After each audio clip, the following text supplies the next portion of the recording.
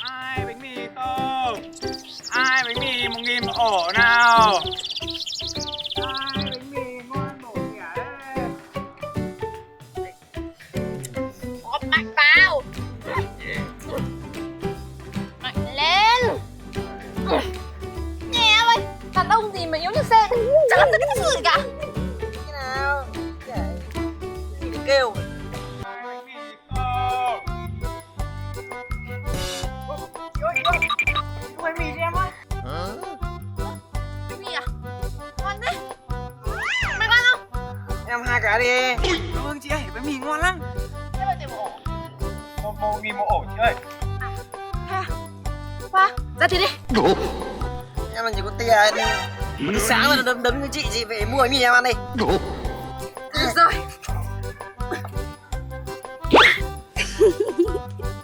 2 ổ nhá. Ôi chị ơi, 1.000 không được đâu. 1.000 một ổ thôi chị ơi. Thôi rồi, bán tao bộ. Đây chị ơi, chọn đi. Em tới chị nhá.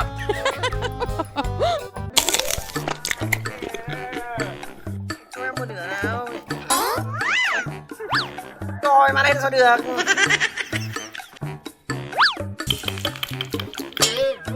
Mình đã ăn chưa nhỉ? Cho em miếng nữa đi. Em Cho mà ăn nhanh thế. việc quá. Được rồi. Đấy. Đấy, vậy thấy không? Chị với em à? Ngon thế nhỉ? Great Caesar's ghost! Good gravy!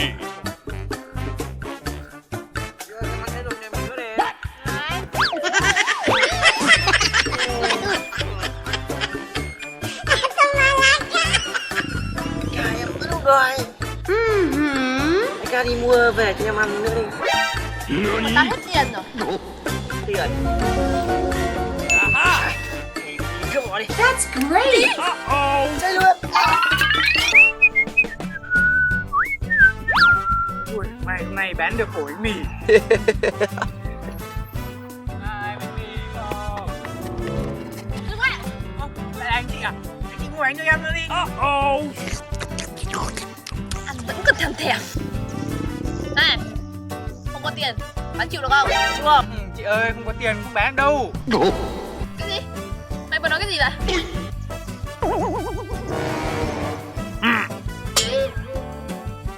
Oh, pretty please! Bây giờ chị hỏi mày, không có tiền, bán không? Ê chị ơi, có chị ơi.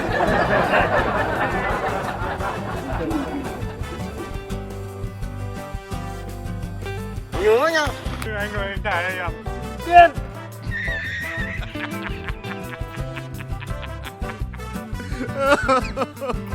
Mày nhớ mặt tao ấy.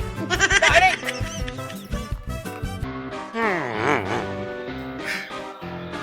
Mình phải trả thù mới được. Wow. Oh, yeah. Mày biết tay nào?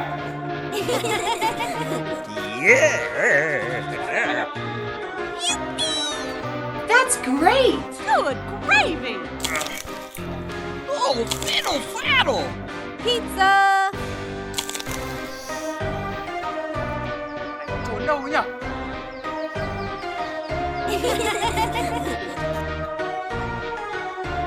Kia! Trả bánh mì tao!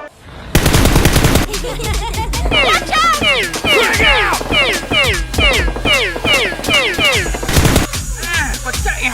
Scanners! Incoming dropship! Run for your life! Heads off! Stop the presses! Follow me! It's a manhack! It's a manhack! Get your car, and I'll open up this gate. Let's get a move on! We gotta clear out before they target us.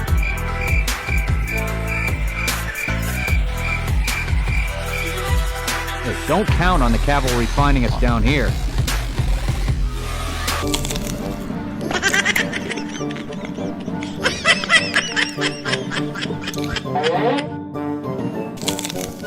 Let's go, let's go! Here we come! Why, I oughta... Kia! Đứng lại!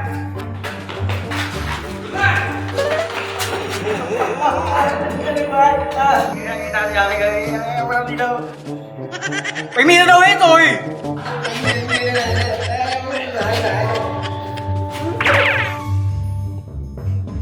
Sao còn mấy tí này? Take a hike! Help! Help me! Is somebody up there? Help me! Help!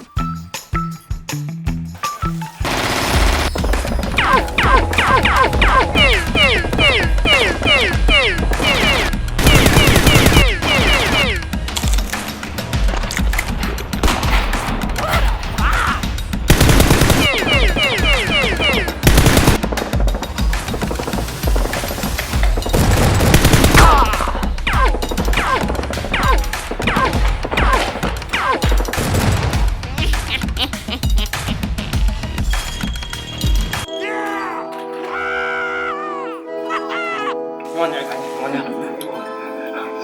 Giỏi thế, bạn nào giúp giỏi thế.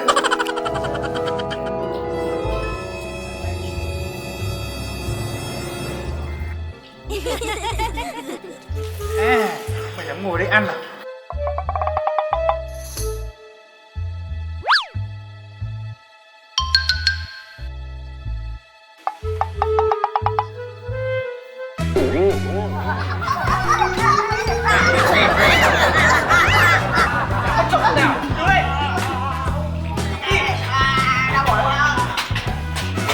Anh ơi, anh ơi,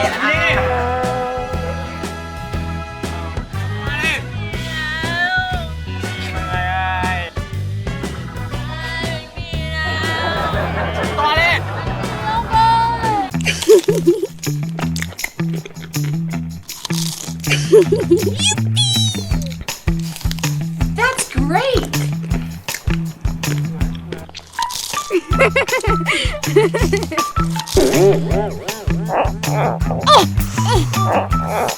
My arm! My arm! Oh my god! My leg! Oh my arm! My arm! Mày làm cái gì mà quái vậy? Đại ca ơi, gì đường đỏ quá. Ừ đấy, sáng quá rồi, tao vẫn chưa được tiền mà. Hay là mày lên kiếm gì về ăn đi. Ở chỗ hoang vu này kiếm đâu ra gì ăn đại ca? Chứ đi sao mà biết, cứ lười. Ở đây làm gì không? Đi. Đâu đi. Đại Gà sụp thật. Dính đến lực bình chị không chơi.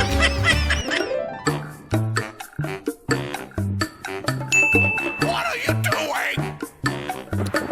Hooray!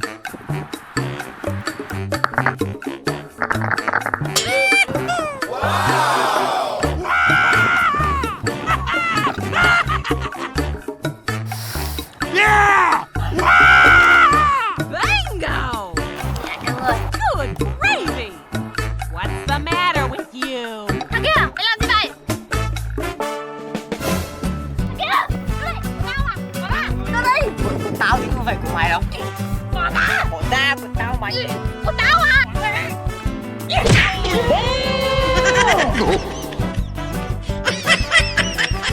ấy. Định lấy của tao á? Lâu nhé. Vô đây. Vô đây. Ta nó đại rau quá. Mày chỉ biết hại. Cầm lấy. Chúng mày là tham cướp. Nhớ mặt tao ấy. This is bullshit. Cho tao kem mày nhớ á. Kem đại ca. Đi. Đau quá. Đại ca. Oh, fiddle faddle. Kem đại ca.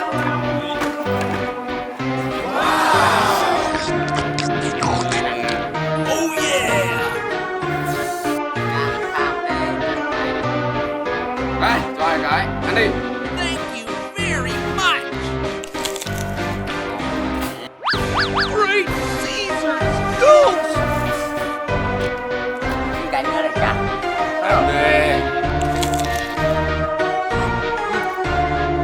Bỏ qua.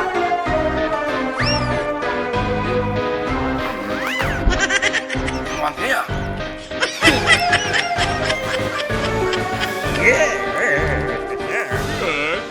Gravy! Gà cặp nữa. Thôi. No! Gà cặp. Chó này, mặt kẹp tao. It's a manhack.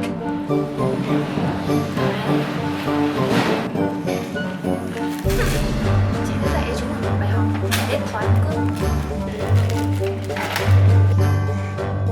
Dạ. Ăn thấy thôi đẹp quá. Mày điên à? Ngon rồi. À, mày đây rồi. Could you please?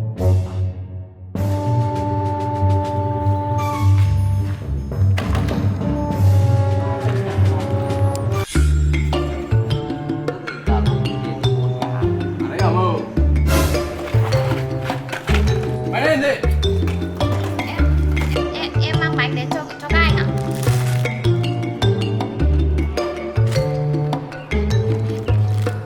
Bánh thật thì đại ca. Con này được. Thế phát huy nhá. Em chào anh em đi nhá. Đi nhá. Cái này cũng thế nhỉ?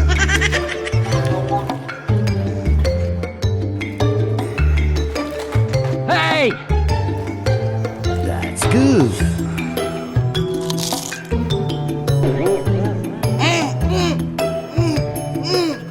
À, ok, ngon ngon. Đẹp đẹp lắm.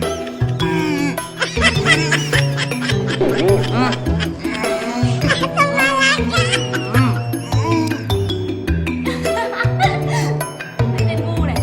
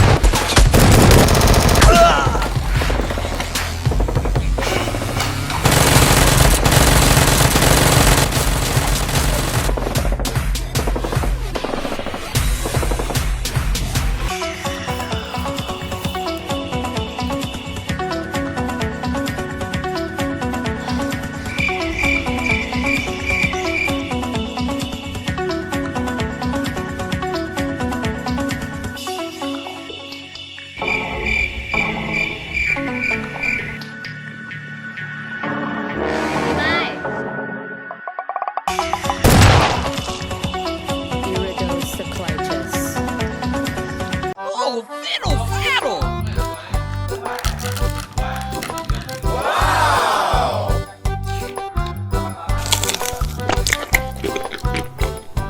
Hey, that's pretty good. Có đồn mà, thì phải xem phim đi nhỉ? Rồi.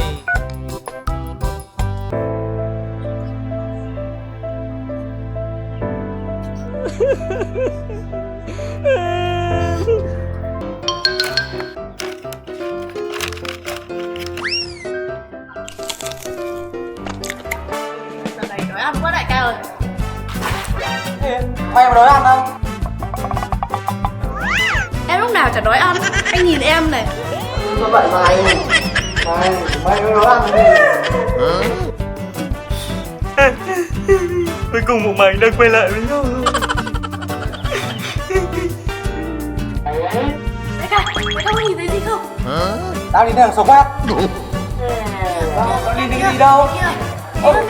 Nó bên đầu tao vậy à? Phải bỏ ngay kiểu đi nhá. Không phải tao thích động vào động của đâu. Thôi nhưng mà đại ca nhìn kìa.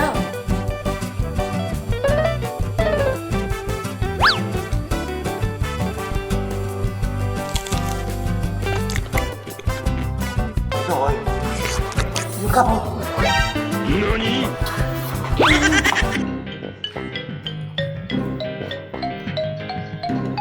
Mày lên đây đi. Lên. Lên đi. Okay.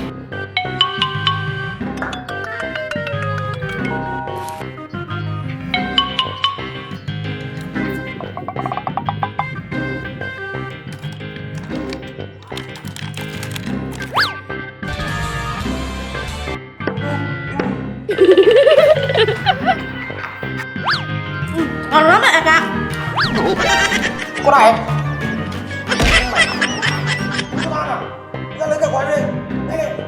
You can smell it. Lại chia tay. Hơ tí chia tay.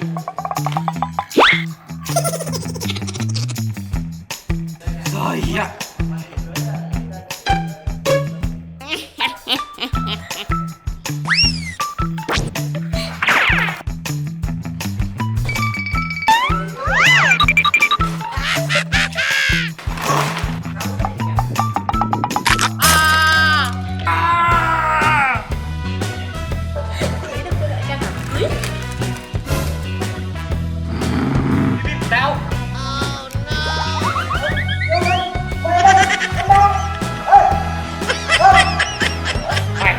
Dám ăn trộm cái bìm của tao. Mày đứng lại đấy.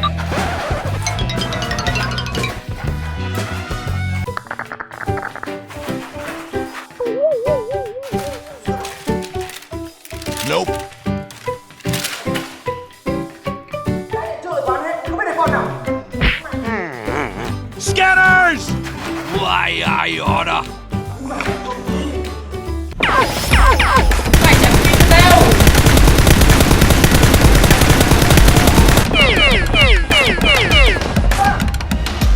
Over the pump, you fool-head.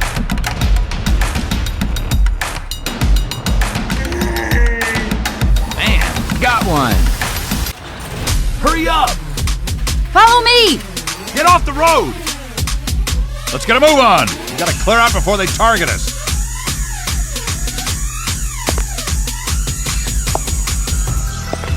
Reload, Dr. Freeman. Keep moving, Dr. Freeman. You're fired.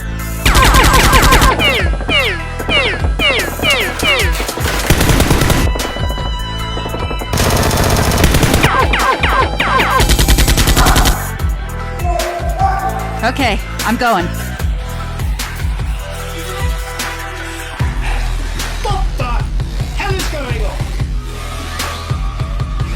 Get your car, and I'll open up this gate.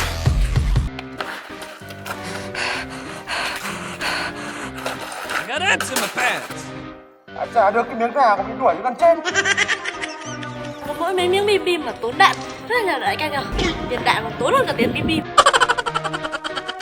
Đã ăn cái gì, kệ mày đấy, đi mà xử lý nó. Ok đại ca. Mày tự lôi.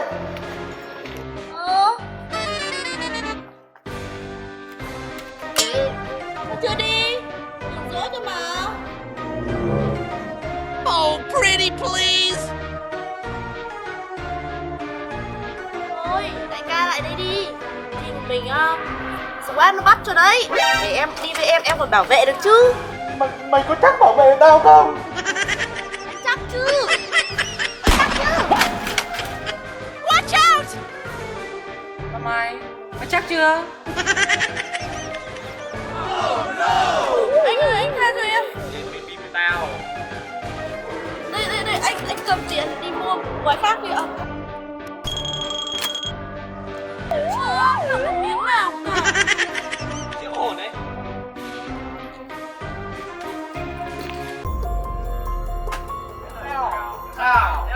Một lần nữa, tao cảnh cáo chúng mày. Nếu xâm phạm địa bàn của tao, chúng mày chết với tao. Mang tao đi. Quá sẽ đấm nó phát cho hết sợ.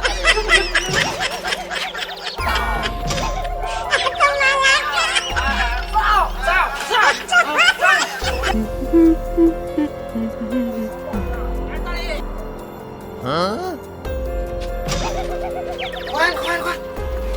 What are you doing? Chết vỡ rồi, thằng Quát. Em sợ Quát ở đâu mà xinh thế?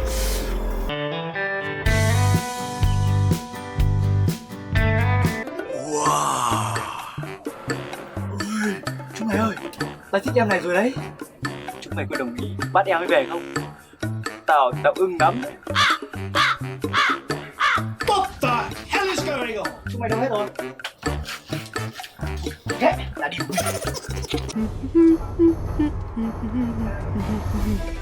Oh, wise guy, eh? Yeah, boy. Ê, cô em đi đâu đấy? Cho anh làm quen được không? What a box. Ôi kìa cô em.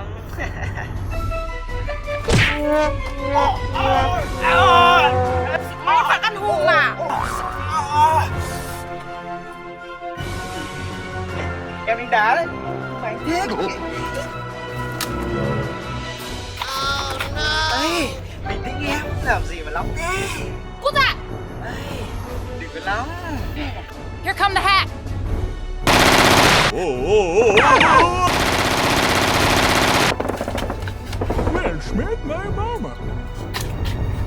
Civil protection. You lead the way. You lead the way. Watch out! Đâu, cô em định đi đâu vậy? Kìa cô em.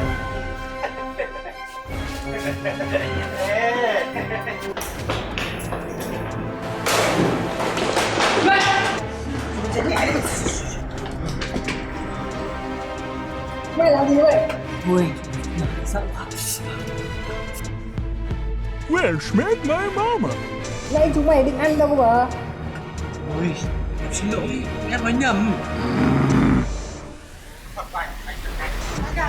Mày thật đấy. Mày thật. Nó định chết. Nó bắt được chả chết sao? Chết luôn đi. Đại ca! Đại ca! Đại ca! Đại ca thì em thế nào? Hả?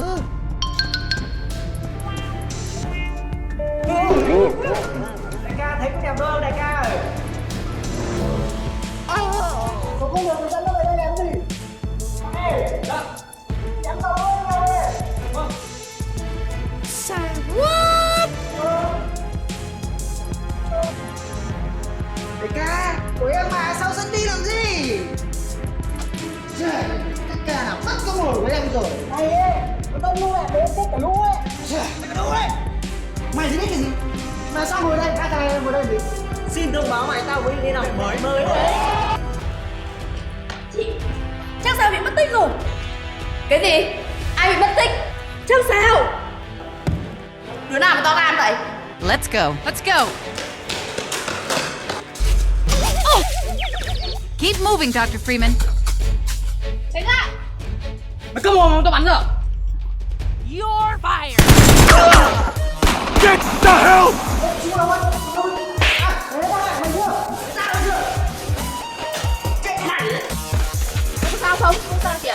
Let's get a move on. Gotta clear out before they target us. We thought you were here to help. It's a manhack! It's a manhack! What are you, nuts? Mày thấy đâu? Cắm mắt tao à?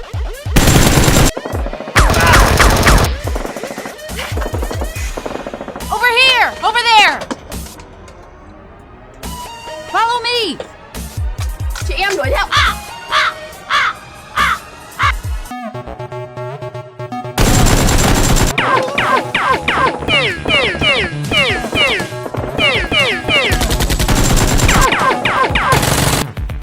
Frag out! Civil protection! Heads up! Heads up! Here we come. Keep moving, Dr. Freeman. Em anh nó đưa đi truy đuổi xong. Anh đuổi. Truy đuổi anh ạ.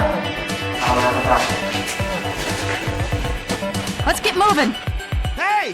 Let us out of here! Like that's a gunship! Gunship! Catch me later, I'll buy you a beer. Come with me. You are fired!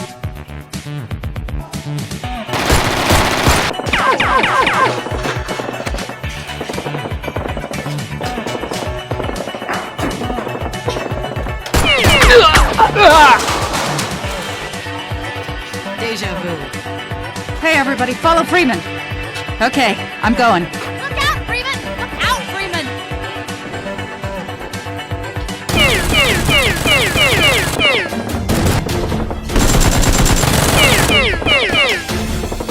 Dr. Freeman, wait!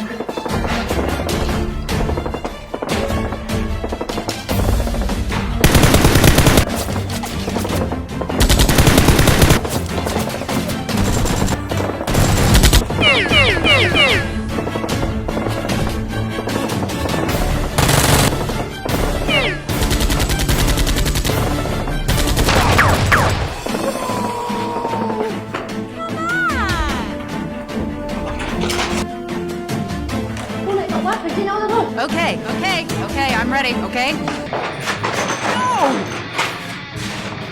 Let's get moving.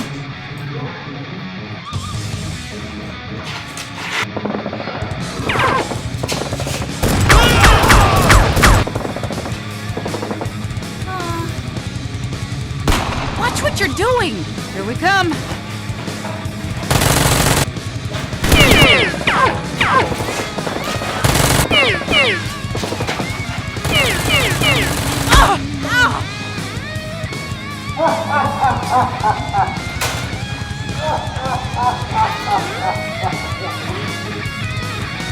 Kẹp cái bé nhá.